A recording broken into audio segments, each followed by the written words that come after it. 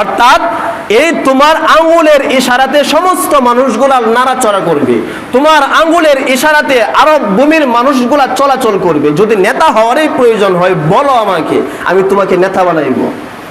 রাসূল কথা বলে না।